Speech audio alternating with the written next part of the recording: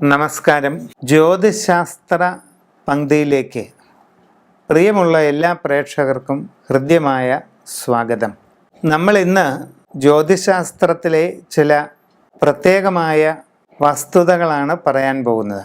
നക്ഷത്ര ജ്യോതിഷം അഥവാ സ്റ്റെല്ലാർ അസ്ട്രോളജിയുടെ വിവിധ വശങ്ങളാണ് നാം ഇവിടെ പറയാനായിട്ട് പോകുന്നത്.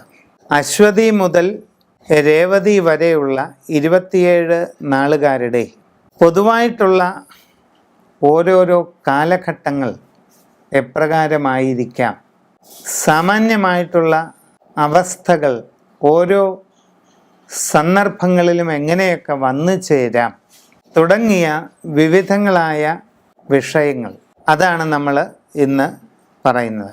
നമ്മൾ 27 നാളുകളാണ് നക്ഷത്ര ജ്യോതിഷത്തിൽ ഉള്ളത്. ലൂനാർ അസ്ട്രോളജി അഥവാ ചാന്ദ്ര ജ്യോതിഷത്തിൻ്റെ ഭാഗമാണ് ഇവ. നിരയന ജ്യോതിഷമെന്നും പറയും. നക്ഷത്രങ്ങളെന്ന് പറയുമ്പോൾ നമ്മൾ ആകാശത്ത് ഇങ്ങനെ കൺചിമ്മി തെളിയുന്ന ആ കാണുന്ന വെറും നക്ഷത്രങ്ങളെ പറ്റിയിട്ടല്ല പറയുന്നത്. ഒരു നക്ഷത്ര മണ്ഡലം എന്ന് പറയുന്നത് ആകാശത്ത് 13.25 ഡിഗ്രി, കുറച്ചുകൂടെ വ്യക്തമായി പറഞ്ഞാൽ 13.33 ഡിഗ്രി അളവാണ് ഒരു നക്ഷത്ര മണ്ഡലം. ഭൂമിക്ക് ചുറ്റുമുള്ള അന്തരീക്ഷ മണ്ഡലത്തെ ഒരു പരിപൂർണ വൃത്തമായി പരിഗണിച്ചാൽ ആ വൃത്തത്തിൻ്റെ ഗണിതപരമായ അളവ് 360 ഡിഗ്രിയാണ്. അങ്ങനെയുള്ള വൃത്താകൃതിയിലുള്ള അന്തരീക്ഷ മണ്ഡലത്തിൽ 30 ഡിഗ്രി വരുന്ന ഒരു ദൂരപരിധി, അതിനെയാണ് ഒരു രാശി അഥവാ ഒരു രാശി മണ്ഡലം എന്ന് പറയുന്നത്. അങ്ങനെ 12 രാശികൾ, 30 ഡിഗ്രി അളവ് വീതമുള്ള 12 രാശികൾ ചേരുമ്പോൾ ഒരു രാശിചക്രം, വൃത്താകൃതിയിലുള്ള ഒരു രാശിചക്രം പൂർത്തിയാകും. ഇത് കൂടാതെ 360 ഡിഗ്രി അളവുള്ള രാശി വൃത്തത്തെ 27 ചെറിയ ഭാഗങ്ങളായിട്ട് വിഭജിച്ചാൽ ആ ഓരോ ഭാഗവും 13.33 അളവുള്ള ഒരു മേഖലയായിട്ട് വരും. ആ ഒരു മേഖലയാണ് ഒരു നക്ഷത്ര മണ്ഡലം.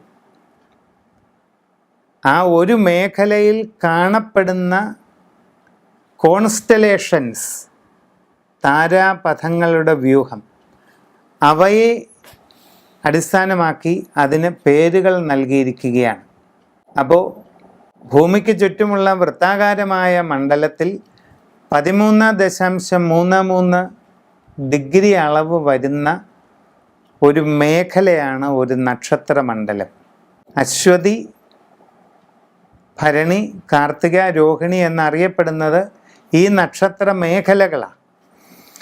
ഈ ഒരു നക്ഷത്ര മേഖലയിലൂടെ ചന്ദ്രൻ കടന്നു പോകാൻ എടുക്കുന്ന ഒരു കാലയളവാണ് ഒരു നാൾ.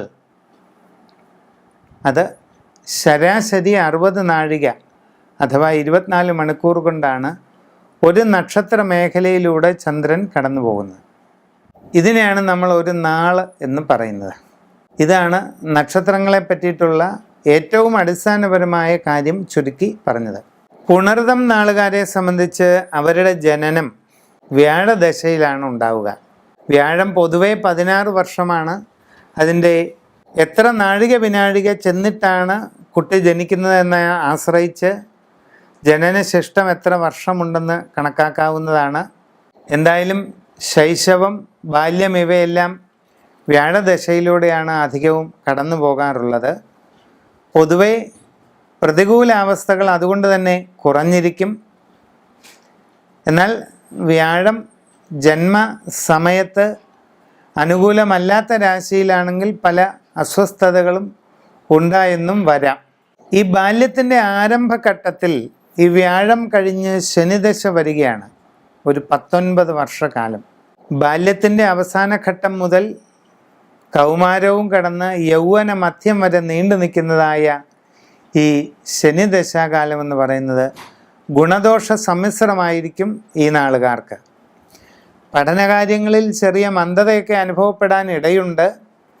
എന്നാൽ വേണ്ടത്ര അതിനെപ്പറ്റി ബോധവാനായിരിക്കുകയും ജാഗ്രതയോടുകൂടി പരിശ്രമിക്കപ്പെടുകയും ചെയ്താൽ വലിയ പ്രയാസങ്ങൾ കൂടാതെ നല്ല നിലയിലേക്ക് പഠന സംബന്ധമായ കാര്യങ്ങൾ എത്തിക്കുവാനായിട്ട് പറ്റും.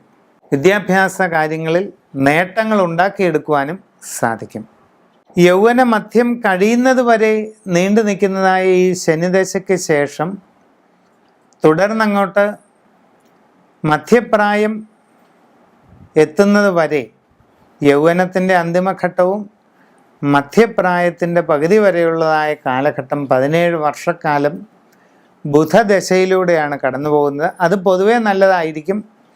സാമ്പത്തിക നേട്ടങ്ങൾ, കുടുംബപരമായ ഒട്ടേറെ നേട്ടങ്ങൾ, ലക്ഷ്യപ്രാപ്തി, ഇതെല്ലാം ആ കാലഘട്ടത്തിൽ ഉണ്ടാകാം. സന്താനങ്ങളെ കൊണ്ടുള്ള സന്തോഷം, പുരോഗതി, നേട്ടങ്ങൾ, സന്തതിപരമായ ഗുണങ്ങൾ, ഇതെല്ലാം ഈ ബുധദശാകാലത്ത് അനുഭവപ്പെടാം.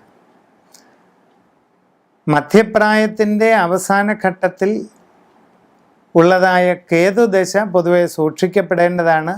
ആരോഗ്യപരമായിട്ട് പല പ്രയാസങ്ങളും ഉണ്ടായെന്ന് വരാം. എന്നാൽ അത് തരണം ചെയ്തു കഴിഞ്ഞാൽ പിന്നീട് 20 വർഷം വാർദ്ധക്യകാലം വരെയും ശുക്രദശയാണ്. അത് പൊതുവെ ഗുണാത്മകമായിരിക്കുകയും ചെയ്യും. മഞ്ഞ പുഷ്യരാഗം, യെല്ലോ സഫയറാണ് ജന്മനക്ഷത്ര കല്ല്. പിന്നെ മറ്റ് രത്നങ്ങളും കാലാകാലങ്ങളിൽ മാറി മാറി ഇടാം.